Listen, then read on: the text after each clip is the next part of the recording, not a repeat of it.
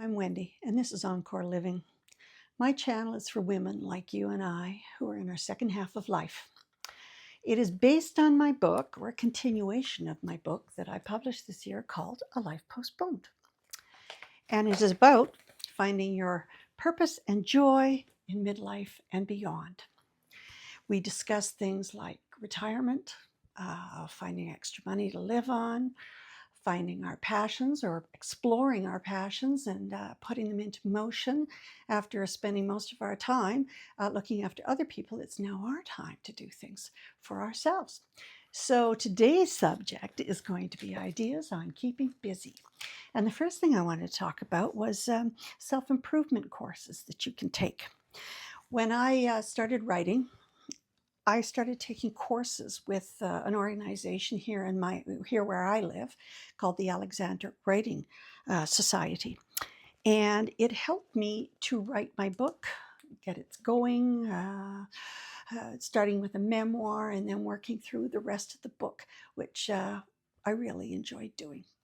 I know that one lady in my class, she was writing a memoir, sort of a memoir of her grandmother who was in the World War II.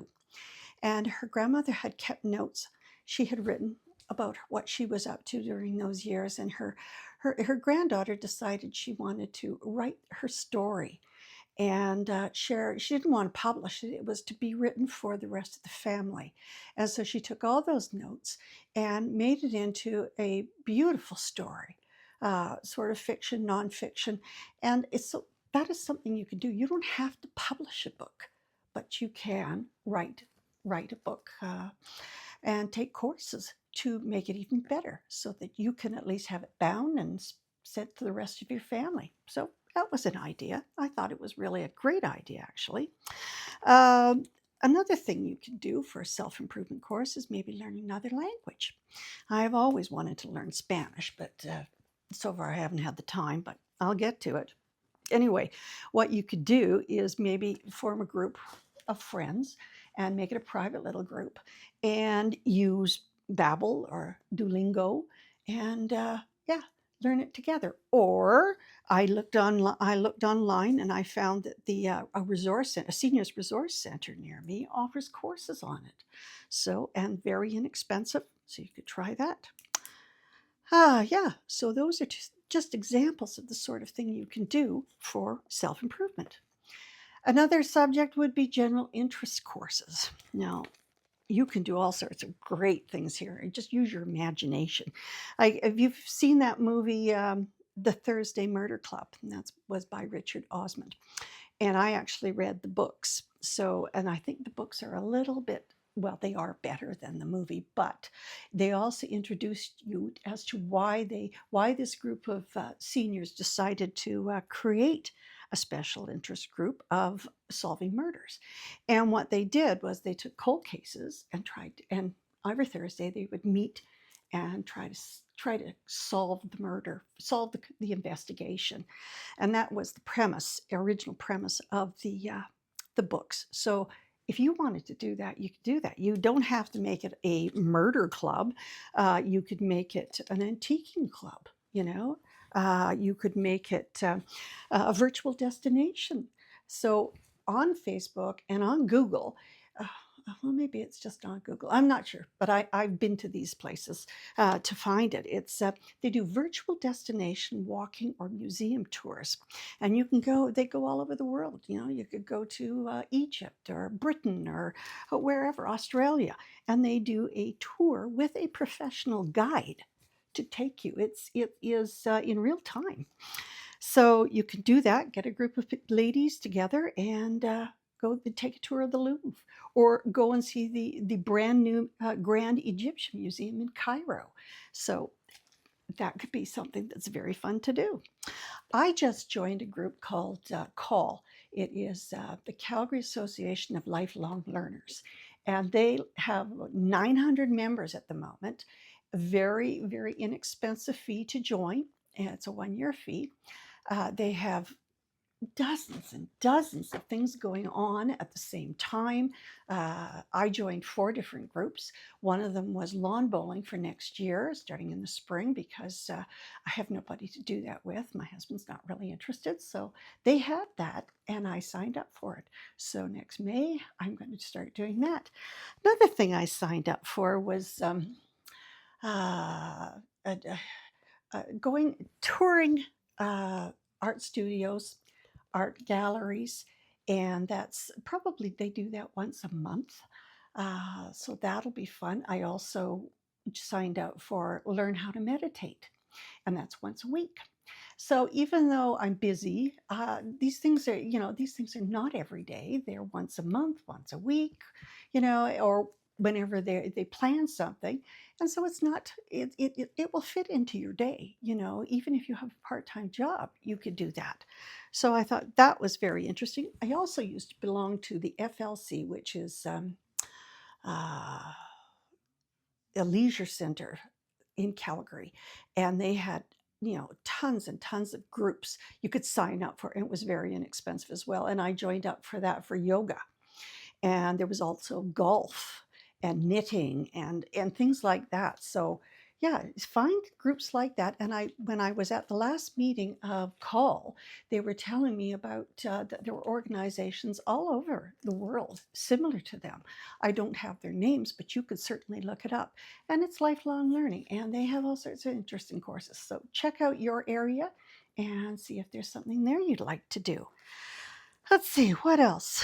Okay, let's go on to temporary jobs or short term contract jobs.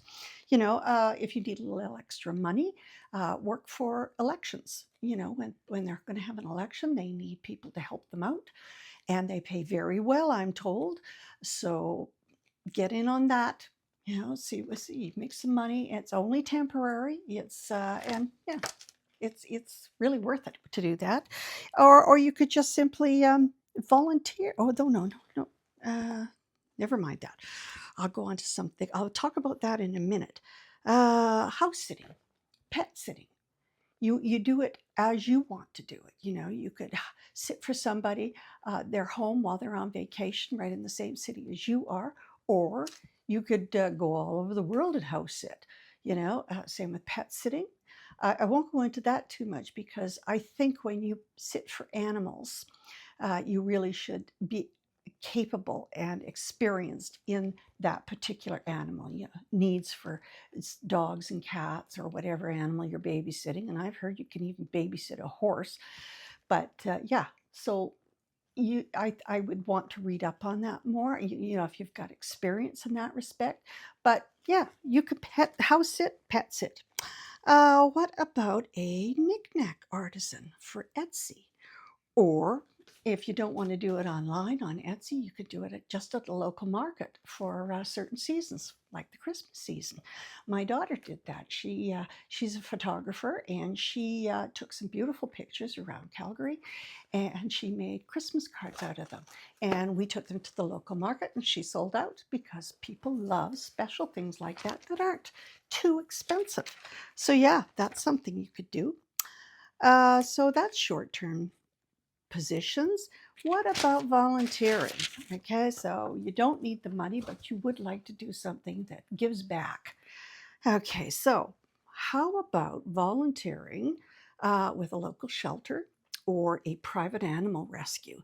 And this can be more than just dogs and cats. It can be farm animals as well. If you want to get out to the farm or a hobby farm, hey, that could be the thing for you to do. They may have some pretty not so nice jobs that you have to start, but you get your foot in the door and you start looking after animals and making a few friends. Let's see, what else can I suggest here? If you like politics, can you have a favorite politician? Help them with their platform, with their no, just volunteering. Go do door knocking if you like. As long, it doesn't pay, but you're supporting something that you really believe in. Let's see. If you've got a skill, like I've got a friend who does knitting, and she's very good at it. And I know she does do some work for organizations. Uh, I looked up 2 organizations that you could do it for. One is Toques for Kids, and one is Warm Hand Network, when you knit mittens, and they go up north in North Canada, into the Yukon. So yeah, that could be something you could do, make you feel good. And you could do it as a group, a bunch of ladies together knitting away. Let's see. Volunteer. Okay, I wanted to talk a little bit about volunteering overseas. And I have been told things about this that, you think, oh, you're doing such a wonderful thing. You're going overseas to help people, children and people who are, don't have they're in poverty, and you want to give them a hand. And I was reading up on this, and I found that there's a downside and there's an upside. The downside is if you're going to go over and you're going to volunteer for a few days or maybe a week, sometimes this takes away from the organization, because the people who work there, and they're not volunteers, they're employed by the organization. They've got to stop doing what they're doing to teach you how to do what you're supposed to do to help. So if you're only there for a few days, you're taking up their time when they could be doing something more important.